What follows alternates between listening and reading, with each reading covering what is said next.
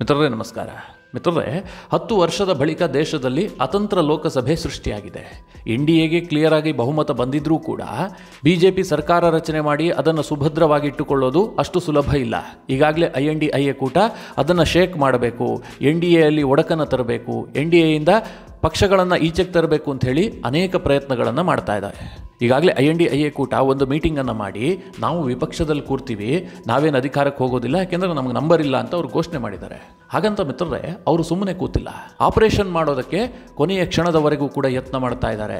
ನೀವೆಲ್ಲ ಏನು ಅಂದ್ಕೊಂಡಿದ್ರಿ? ನರೇಂದ್ರ ಮೋದಿ ಅವರು ಪ್ರಮಾಣ ವಚನ ಸ್ವೀಕಾರಕ್ಕೆ ರೆಡಿಯಾಗಿದ್ದಾರೆ, ದಿನಾಂಕ ಕೂಡ ಘೋಷಣೆಯಾಗಿದೆ, ಹೀಗಾಗಿ ಇನ್ನೇನು ಸರ್ಕಾರಕ್ಕೆ ತೊಂದರೆ ಇಲ್ಲ ಅಂತ. ಹಾಗಿಲ್ಲ ಮಿತ್ರರೇ, INDIA ಕೂಟ ಈಗಲೂ ಕೂಡ ಆಕ್ಟಿವ್ ಆಗಿದೆ. ಇನ್ನೊಂದು ಕಡೆ BJP ತನ್ನ ನಂಬರನ್ನು ಹೆಚ್ಚು ಮಾಡಿಕೊಂಡು NDAಯನ್ನು 300ರ ಗಡಿ ದಾಟಿಸಬೇಕು ಅಂತ ಮತ್ತೊಂದು ಪ್ರಯತ್ನವನ್ನು ಮಾಡ್ತಾ ಇದೆ. ಮಹಾರಾಷ್ಟ್ರದಲ್ಲಿ ಒಂದು ಮೇಜರ್ ಆದಂತಹ ಬೆಳವಣಿಗೆ ಆಗ್ತಾ ಇದೆ. BJPಗೆ ದೊಡ್ಡ ಶಾಕ್ ಎದುರಾಗುತ್ತೆ. ಮಹಾರಾಷ್ಟ್ರದಲ್ಲಿ ಮೇಜರ್ ರಿವರ್ಸ್ ಆಪರೇಷನ್ಗೆ INDIA ಕೂಟ ಮುಂದಾಗ್ತಾ ಇದೆ. ಅದೇನು ಎತ್ತ ಎಲ್ಲೋದನ್ನು ಈ ವಿಡಿಯೋದಲ್ಲಿ ನಿಮಗೆ ತಿಳಿಸುವಂತಹ ಪ್ರಯತ್ನ ಮಾಡ್ತೀನಿ. ನೀವು ಈ ವಿಡಿಯೋನ ಕೊನೆವರೆಗೂ ಮಿಸ್ ಮಾಡದೆ ನೋಡಿ. ಈ ರಾಜಕಾರಣದ ಸುದ್ದಿಯನ್ನು ಬಿಟ್ಟು ಬೇರೆ ಏನಾದರೂ ಹೇಳಬೇಕು ಅಂತ ಅಂದುಕೊಂಡಿರ್ತೀನಿ, ಆದರೆ ರಾಷ್ಟ್ರ ರಾಜಕಾರಣದಲ್ಲಿ ಕ್ಷಣ ಕ್ಷಣಕ್ಕೂ ಮೇಜರ್ ಆದಂತಹ ಡೆವಲಪ್ಮೆಂಟ್ ಆಗ್ತಾ ಇದೆ. ಮಿತ್ರರೇ, ಸದ್ಯ INDIA ಕೂಟ ಮತ್ತೆ ಆಕ್ಟಿವ್ ಆಗಿದೆಯಾ ಅನ್ನುವಂಥ ಪ್ರಶ್ನೆ ಉದ್ಭವಿಸ್ತಾ ಇದೆ. ಇದಕ್ಕೆ ಕಾರಣ TMCಯ ನಡೆ, ಮಮತಾ ಬ್ಯಾನರ್ಜಿ ಅವರ ನಡೆ. ಮಮತಾ ಬ್ಯಾನರ್ಜಿಗೆ INDIA ಕೂಟದ ನಿರ್ಧಾರದ ಬಗ್ಗೆ ಸಮಾಧಾನ ಇಲ್ಲ. INDIA ಕೂಟ ದೆಹಲಿಯಲ್ಲಿ ಒಂದು ಮೀಟಿಂಗ್ ಮಾಡ್ತು. ಮಲ್ಲಿಕಾರ್ಜುನ ಖರ್ಗೆ ಅವರ ನಿವಾಸದಲ್ಲಿ ನಡೆದಂತಹ ಸಭೆ ಅದು. ಎಲ್ಲ ನಾಯಕರು ಭೇಟಿಯಾಗಿದ್ದರು. ಆ ಸಭೆಯಲ್ಲಿ ಏನು ನಿರ್ಣಯ ಕೈಗೊಳ್ಳಲಾಯಿತು? ಸದ್ಯಕ್ಕೆ ನಾವು ಸರ್ಕಾರ ರಚನೆಯ ಗೋಜಿಗೆ ಹೋಗೋದು ಬೇಡ, ಯಾಕೆಂದರೆ ನಮ್ಮ ಬಳಿಯಲ್ಲಿ ನಂಬರ್ ಇಲ್ಲ, ಅವಮಾನ ಆಗಿಬಿಡುತ್ತೆ. ಎಲ್ಲಿಯವರೆಗೆ ಚಂದ್ರಬಾಬು ನಾಯ್ಡು ಮತ್ತು ನಿತೀಶ್ ಕುಮಾರ್ ಮನಸ್ಸು ಬದಲಾಯಿಸೋದಿಲ್ವೋ ಅಲ್ಲಿಯವರೆಗೆ ಸುಮ್ಮನಿರೋಣ, ಅವರನ್ನು ಮನವೊಲಿಕೆಗೆ ಪ್ರಯತ್ನ ಮಾಡೋಣ. ಇದು ಸಭೆಯಲ್ಲಿ ಚರ್ಚೆ ಆದಂತಹ ವಿಚಾರ. ಇದನ್ನು ಹೊರತುಪಡಿಸಿ ಬೇರೇನೂ ಚರ್ಚೆ ಆಗಿಲ್ಲ. ನಿತೀಶ್ ಮತ್ತು ಚಂದ್ರಬಾಬು ನಾಯ್ಡುಗೇನಾದರೂ NDA ಕೂಟದಲ್ಲಿ ಬೇಸರ ಆದರೆ, ಬೇಸರ ಆಗೋದು ಯಾವಾಗ? ಕೊಡುಕೊಳ್ಳುವಿಕೆ ವಿಚಾರದಲ್ಲಿ ಅವರು ಯಾವುದೋ ಖಾತೆಗಳಿಗೆ ಡಿಮ್ಯಾಂಡ್ ಇಡಬಹುದು, ಅದಕ್ಕೆ BJP ಒಪ್ಪದೇ ಇರಬಹುದು, ಆಗ ಬೇಸರ ಆಗತ್ತಲ್ಲ. ಅಂತಹ ಸಂದರ್ಭದಲ್ಲಿ ನಾವು ಕೈ ಹಾಕೋಣ. ಈಗಲೇ ಅರ್ಲಿ ಸ್ಟೇಜ್ನಲ್ಲಿ ನಾವು ಸರ್ಕಾರ ರಚನೆಗೆ ಹೋಗೋದು ಬೇಡ ಅನ್ನುವಂಥ ತೀರ್ಮಾನವನ್ನು INDIA ಕೂಟ ತೆಗೆದುಕೊಳ್ತು. ಆದರೆ ಈ ನಿರ್ಧಾರ TMCಯ ಮಮತಾ ಬ್ಯಾನರ್ಜಿಗೆ ಇಷ್ಟ ಆಗಿಲ್ಲ.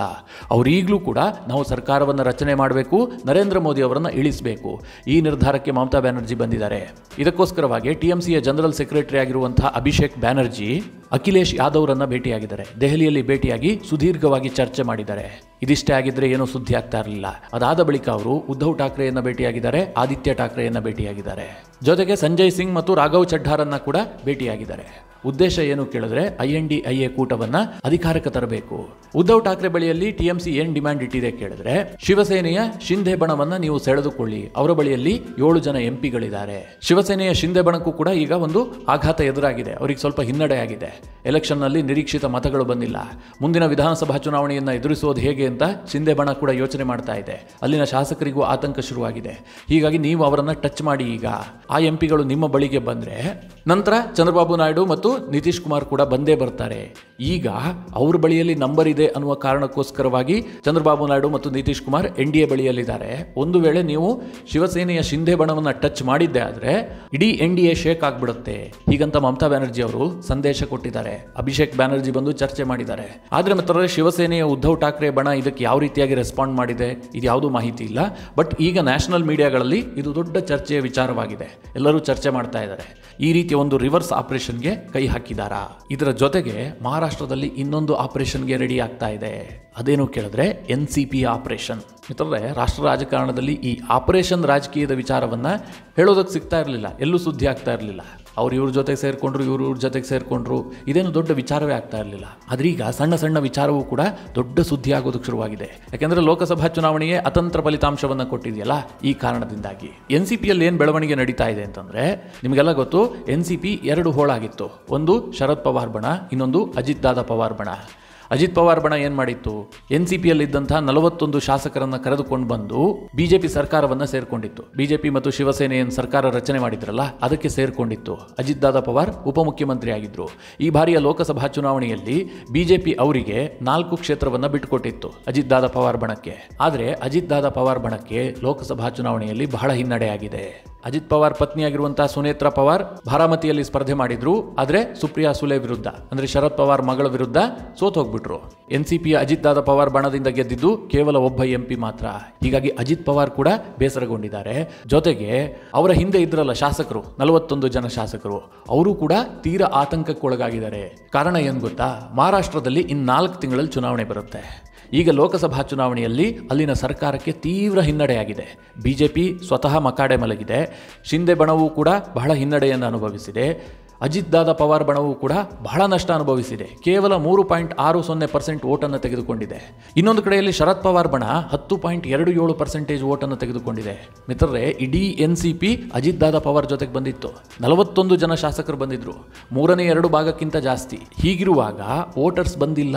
ಶಾಸಕರೇನೋ ಬಂದ್ರು, ಎಂಪಿಗಳು ಬಂದ್ರು, ಆದರೆ ಮತದಾರರು ಮಾತ್ರ ಶರದ್ ಪವಾರ್ ಬಣದ ಜೊತೆಗೆ ಇದ್ದಾರೆ. ಇದೀಗ ಆತಂಕಕ್ಕೆ ಕಾರಣವಾಗಿರುವಂತದ್ದು. MLAಗಳು ಹೇಳ್ತಾ ಇದ್ದಾರೆ, ಅಜಿತ್ ದಾದಾ ಪವಾರ್ ಜೊತೆಗಿದ್ರೆ ನಾವು ಗೆಲ್ಲೋದಿಲ್ಲ, ವಿಧಾನಸಭಾ ಚುನಾವಣೆಯಲ್ಲಿ ನಾವು ಕೂಡ ಸೋಲ್ತೀವಿ. ಅದಕ್ಕೇನ್ ಮಾಡೋದು? 17ರಿಂದ 20 ಜನ ಶಾಸಕರು ಮತ್ತೆ ಶರದ್ ಪವಾರ್ ಜೊತೆಗೆ ಹೋಗೋದಕ್ಕೆ ರೆಡಿಯಾಗಿ ನಿಂತ್ಕೊಂಡಿದ್ದಾರೆ. ಇದು ಅಜಿತ್ ದಾದಾ ಪವಾರ್ಗೆ ದೊಡ್ಡ ಟೆನ್ಷನ್ ಅನ್ನು ತಂದಿದೆ. ಮಿತ್ರರೇ, ಹಾಗೊಂದು ವೇಳೆ 17ರಿಂದ 20 ಶಾಸಕರು ವಾಪಸ್ ಹೋಗ್ತಾರೆ ಅಂತಂದ್ರೆ ಅಜಿತ್ ದಾದಾ ಪವಾರ್ ಕೂಡ ವಾಪಸ್ ಹೋಗುವಂತ ಸಾಧ್ಯತೆಗಳಿದೆ. ಈ ಬಗ್ಗೆ ಈಗ ಮಹಾರಾಷ್ಟ್ರದಲ್ಲಿ ದೊಡ್ಡ ಚರ್ಚೆ ಆಗ್ತಾ ಇದೆ.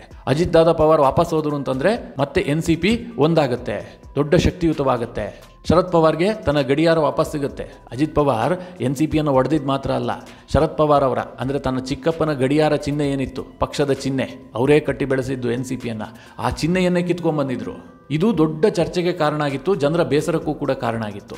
ಪಶ್ಚಿಮ ಮಹಾರಾಷ್ಟ್ರದಲ್ಲಿ ಎನ್ಸಿಪಿಯ ಹೋಲ್ಡ್ ಜಾಸ್ತಿ ಇದೆ. ಅಲ್ಲಿ ಮತದಾರರು ಶರದ್ ಪವಾರ್ ಕೈ ಹಿಡಿದ್ಬಿಟ್ರು. ಇದು ಈಗ ಅಜಿತ್ ದಾದಾ ಪವಾರ್ ಬಣದಲ್ಲಿ ರಾಜಕೀಯ ಬಿರುಗಾಳಿಯನ್ನೇ ಎಬ್ಬಿಸಿದೆ.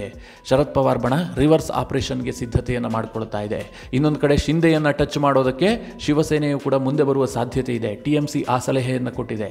ಮಮತಾ ಬ್ಯಾನರ್ಜಿ ಈಗಲೂ ಕೂಡ ಹೇಳ್ತಾ ಇದ್ದಾರೆ, ಶಿಂದೆ ಬಣವನ್ನು ಕರೆದುಕೊಂಡು ಬನ್ನಿ, ನೀವು ಒಂದಾಗಿ ಈ ಮೂಲಕವಾಗಿ ಕೇಂದ್ರದಲ್ಲಿ ಸರ್ಕಾರ ರಚನೆ ಮಾಡೋಣ, ಬಿಜೆಪಿಗೆ ದೊಡ್ಡ ಆಘಾತವನ್ನು ಕೊಡೋಣ.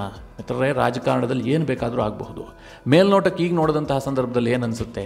ಶಿವಸೇನೆಯ ಶಿಂದೆ ಬಣ ಬಿಜೆಪಿಯನ್ನು ಬಿಟ್ಟು ಹೋಗುವಂಥ ಸ್ಥಿತಿಯಲ್ಲಿಲ್ಲ. ಬಿಜೆಪಿ ಅವರನ್ನು ನಂಬಿದೆ, ಅವರಿಗೆ ಮುಖ್ಯಮಂತ್ರಿ ಸ್ಥಾನವನ್ನು ಕೊಟ್ಟಿದೆ. ಕೇವಲ 40 ಜನ ಶಾಸಕರು ಬಂದಿದ್ದು, ಅವರನ್ನೇ ಮುಖ್ಯಮಂತ್ರಿ ಮಾಡಿದೆ. ಬಿಜೆಪಿ 105 ಗೆದ್ದಿತ್ತು. ಆದರೂ ಕೂಡ ದೇವೇಂದ್ರ ಫಡ್ನವೀಸ್ ಉಪಮುಖ್ಯಮಂತ್ರಿ ಆಗಿದ್ದರು. ಮೇಲ್ನೋಟಕ್ಕೆ ನೋಡಿದಂತಹ ಸಂದರ್ಭದಲ್ಲಿ ಶಿಂದೆ ಹೋಗ್ಲಿಕ್ಕಿಲ್ಲ ಅಂತ ಅನಿಸುತ್ತೆ. ಆದರೂ ಕೂಡ ಮಿತ್ರರೇ, ರಾಜಕೀಯದಲ್ಲಿ ಏನನ್ನೂ ಕೂಡ ಹೇಳೋದಕ್ಕೆ ಸಾಧ್ಯ ಇಲ್ಲ. ಅಧಿಕಾರ ಅನ್ನೋದನ್ನು ಯಾರನ್ನು ಯಾವ ಕಡೆಗೆ ಬೇಕಾದರೆ ಟರ್ನ್ ಮಾಡುತ್ತೆ. ಇಲ್ಲದೆ ಹೋದರೆ ಶಿವಸೇನೆ ಕಾಂಗ್ರೆಸ್ ಜೊತೆಗೆ ಸೇರಿಕೊಂಡು ಸರ್ಕಾರ ರಚನೆ ಮಾಡ್ತಾ ಇತ್ತ. ಅಂತಹ ಬಾಳಾ ಸಾಹೇಬ್ ಠಾಕ್ರೆ ಮಗನಾದಂತಹ ಉದ್ಧವ್ ಠಾಕ್ರೆ ಕಾಂಗ್ರೆಸ್ ಜೊತೆಗೆ ಕೈ ಜೋಡಿಸ್ತಾ ಇದ್ರ. ಇದೆಲ್ಲ ಊಹಿಸಲಾರದಂತಹ ವಿಚಾರಗಳು, ಆದರೂ ಕೂಡ ರಾಜಕೀಯದಲ್ಲಿ ನಡೆದಿದೆ. ಈಗಲೂ ಕೂಡ ಕೇಂದ್ರದಲ್ಲಿ ನರೇಂದ್ರ ಮೋದಿ ಅವರನ್ನು ಕೆಡವಬೇಕು, ಅವರನ್ನು ಅಧಿಕಾರದಿಂದ ದೂರ ಇಡಬೇಕು ಅಂತ ಎಲ್ಲ ರಾಜಕೀಯ ಮುಖಂಡರು ಕೂಡ ಯೋಚನೆ ಮಾಡ್ತಾ ಇದ್ದಾರೆ. ಈ ಸಣ್ಣ ಪುಟ್ಟ ಪಕ್ಷಗಳಿರ್ತಾವಲ್ಲ, ಇವರಿಗೆ ದೊಡ್ಡ ನಾಯಕ ಅಧಿಕಾರದಲ್ಲಿರೋದು ಇಷ್ಟ ಇರೋದಿಲ್ಲ. ಯಾಕೆಂದರೆ ಅವ್ರದ್ದೇನು ನಡೆಯೋದಿಲ್ಲ. ಈಗ ಒಂದು ವೇಳೆ BJP NDA ಸರ್ಕಾರ ರಚನೆ ಆದರೂ ಕೂಡ ದೊಡ್ಡ ಮಟ್ಟದಲ್ಲಿ ಈ ಪಕ್ಷಗಳು ಬೇಳೆ ಬೇಯಿಸ್ಕೊಳ್ಳೋದಕ್ಕೆ ಸಾಧ್ಯ ಆಗೋದಿಲ್ಲ. ಅವರೊಂದು ಲಕ್ಷ್ಮಣ ರೇಖೆಯನ್ನು ಎಳಿತಾರೆ, ಇಂತಿಂಥ ಕೆಲಸವನ್ನೇ ನೀವು ಮಾಡಬೇಕು, ನಿಮ್ಗೆ ಇದೇ ಖಾತೆಯನ್ನು ಕೊಡೋದು, ನೀವು ಇಷ್ಟೇ ಕೆಲಸ ಮಾಡಬೇಕು, ಎಲ್ಲದನ್ನು ಕಂಟ್ರೋಲ್ ಮಾಡ್ತಾರೆ. ಯಾಕೆಂದರೆ BJP ಬಳಿಯಲ್ಲಿ 240 ಸೀಟ್ ಇದೆ. ಅದೇ ಮಿತ್ರರೇ, ಈ ಕಿಚಡಿ ಸರ್ಕಾರವನ್ನು ಮಾಡಿದ್ದೇ ಆದರೆ ಕಾಂಗ್ರೆಸ್ ಬಳಿಯಲ್ಲಿರುವಂಥದ್ದು 99 ಕ್ಷೇತ್ರ, SP ಬಳಿಯಲ್ಲಿ ಒಂದು 37 ಕ್ಷೇತ್ರ ಇದೆ. ಹೀಗೆ ಎಲ್ಲ ಸಣ್ಣ ಪುಟ್ಟ ಪಕ್ಷಗಳನ್ನು ಸೇರಿಸ್ಕೊಂಡ್ರೆ ಅಧಿಕಾರದ ಲಾಭ ಜಾಸ್ತಿ. ಸರ್ಕಾರವನ್ನು ಕಂಪ್ಲೀಟಾಗಿ ಕಂಟ್ರೋಲ್ ಮಾಡ್ಕೊಳ್ಬಹುದು. ಯಾವುದೋ ಒಂದು ಪಕ್ಷದಲ್ಲಿ 1-2 ಜನ MP ಗಳಿರ್ತಾರೆ, ಅವರು ಕೂಡ ಕೇಂದ್ರ ರಾಜಕಾರಣವನ್ನು ನಿಯಂತ್ರಣ ಮಾಡಬಹುದು. ಆದರೆ ಮಿತ್ರರೇ, ಮೋದಿಯವರ ಬಳಿಯಲ್ಲಿ 240 ನಂಬರ್ ಇದೆ. ಅಷ್ಟು ಸುಲಭಕ್ಕೆ ಶೇಕ್ ಮಾಡೋದಕ್ಕೆ ಸಾಧ್ಯ ಇಲ್ಲ. ಅದೇ INDIA ಕೂಟವನ್ನು ಯೋಚನೆ ಮಾಡಿ, ಎಷ್ಟು ಕಿಚಡಿ ಸರ್ಕಾರ ಆಗುತ್ತೆ ಅಂತ. ಅವರು ಸರ್ಕಾರ ಮಾಡಬೇಕಾದ್ರೆ ಕನಿಷ್ಠ ಒಂದು 30 ಪಕ್ಷಗಳು ಸೇರ್ಕೊಳ್ಬೇಕಾಗತ್ತೆ. ಆಗ ದೇಶದ ಚಿತ್ರಣ ಏನಾಗುತ್ತೆ? ಆದರೆ ರಾಜಕೀಯ ಪಕ್ಷಗಳಿಗೆ ಇದು ಯಾವುದೂ ಬೇಕಾಗೋದಿಲ್ಲ. ಅಧಿಕಾರ ಬೇಕಷ್ಟೇ. ಅಧಿಕಾರ ಹಿಡಿಲೇಬೇಕು, ಮೋದಿಯನ್ನು ಕೆಳಗಿಳಿಸಬೇಕು. ಒಮ್ಮೆ ಮೋದಿ ಕೆಳಗಿಳಿದ್ರು ಅಂತಂದರೆ ದೇಶದ ಚಿತ್ರಣವೇ ಬದಲಾಗುತ್ತೆ. ಮುಂದೆ BJP ಇಷ್ಟು ದೊಡ್ಡದಾಗಿ ಎಮರ್ಜ್ ಆಗುವಂಥದ್ದು ಬಹಳ ಕಷ್ಟ. ಇದು ಪ್ರತಿಯೊಬ್ಬ ನಾಯಕರಿಗೂ ಗೊತ್ತು. ಅದಕ್ಕೆ ಅವರೇನು ಮಾಡ್ತಾ ಇದ್ದಾರೆ? ಕಟ್ಟ ಕಡೆಯ ಕ್ಷಣದವರೆಗೂ ಕೂಡ ಪ್ರಯತ್ನವನ್ನು ಮುಂದುವರಿಸ್ತಾ ಇದ್ದಾರೆ. INDIA ಕೂಟ ಈಗಲೂ ಕೂಡ ನಮಗೆ ನಂಬರ್ ಇಲ್ಲ, ನಾವು ಸರ್ಕಾರ ರಚನೆ ಮಾಡೋದಿಲ್ಲ ಅನ್ನುವಂಥ ಹೇಳಿಕೆಗೆ ಬದ್ಧವಾಗಿಲ್ಲ. ತೆರೆಮರೆಯಲ್ಲಿ ಕಸರತ್ತು ಮಾಡ್ತಾ ಇದ್ದಾರೆ. ಆಪರೇಷನ್ಗಳು, ರಿವರ್ಸ್ ಆಪರೇಷನ್ಗಳು ನಿರಂತರವಾಗಿ ನಡೀತಾ ಇದೆ. BJP ತನ್ನ ಸ್ಟ್ರೆಂತನ್ನು ಜಾಸ್ತಿ ಮಾಡ್ಕೊಳ್ಬೇಕು ಅಂತ ಪಕ್ಷೇತರನ್ನು ಸಂಪರ್ಕ ಮಾಡ್ತಾ ಇದೆ. ಶಿವಸೇನೆಯನ್ನು ಕೂಡ ಟಚ್ ಮಾಡೋದಕ್ಕೆ ಯತ್ನ ಮಾಡ್ತಾ ಇದೆ. ಎಲ್ಲ ಚರ್ಚೆ ನಡೀತಾ ಇದೆ. ಅಂತಿಮವಾಗಿ ಯಾರ ಕೈ ಮೇಲಾಗುತ್ತೆ ಕಾದು ನೋಡಬೇಕಷ್ಟೇ. ಆದರೂ ಒಂದಂತೂ ಸತ್ಯ ಮಿತ್ರರೇ, 9ನೇ ತಾರೀಕು ನರೇಂದ್ರ ಮೋದಿ ಅವರು ಪ್ರಮಾಣ ವಚನವನ್ನು ಸ್ವೀಕಾರ ಮಾಡ್ತಾರೆ. ಆರಂಭದ ದಿನಗಳಲ್ಲಿ ಅವರು ಸರ್ಕಾರವನ್ನು ರಚನೆ ಮಾಡಿಯೇ ಮಾಡ್ತಾರೆ. ಅದರಲ್ಲಿ ವ್ಯತ್ಯಾಸ ಆಗೋದಕ್ಕೆ ಸಾಧ್ಯ ಇಲ್ಲ. ಆದರೆ ಮುಂದೇನಾಗುತ್ತೆ ಅನ್ನುವಂಥದ್ದು ಪ್ರಶ್ನೆ. ಯಾರ್ಯಾರ ಜೊತೆ ಬೇಕಾದರೂ ಹೋಗಬಹುದು. ಈ ಸರ್ಕಾರ ಸ್ಟೇಬಲ್ ಆಗಿ ಉಳಿಯುತ್ತೆ ಅಂತ ಹೇಳೋದು ಕಷ್ಟ. ಮಿತ್ರರೇ, ಈ ಬಗ್ಗೆ ನಿಮಗೇನು ಅನಿಸುತ್ತೆ? ರಾಷ್ಟ್ರ ರಾಜಕಾರಣದಲ್ಲಿ ಈ ರೀತಿಯ ಆಪರೇಷನ್ಗಳು ಸದ್ದು ಮಾಡ್ತಿರೋದ್ರ ಬಗ್ಗೆ ನಿಮ್ಮ ಅನಿಸಿಕೆ ಅಭಿಪ್ರಾಯಗಳೇನು? ಕಮೆಂಟ್ ಮಾಡುವ ಮೂಲಕ ನಮಗೆ ತಿಳಿಸಿ. ಹಾಗೆ ನಿಮಗೆ ಈ ವಿಡಿಯೋ ಇಷ್ಟವಾದರೆ ಲೈಕ್ ಮಾಡಿ. ಜೊತೆಗೆ ನೀವಿನ್ನೂ ನಿಮ್ಮ ನೆಚ್ಚಿನ ಸಂಸ್ಕಾರ ಸೌರಭ ಯೂಟ್ಯೂಬ್ ಚಾನಲ್ನ ಸಬ್ಸ್ಕ್ರೈಬ್ ಮಾಡಿಲ್ಲ ಅಂತಾದರೆ ಈ ಕೂಡಲೇ ಸಬ್ಸ್ಕ್ರೈಬ್ ಮಾಡಿ. ಮುಂದಿನ ಎಲ್ಲ ಅಪ್ಡೇಟ್ಗಳ ನೋಟಿಫಿಕೇಷನ್ಗಾಗಿ ಬೆಲ್ ಐಕಾನ್ ಒತ್ತಿ.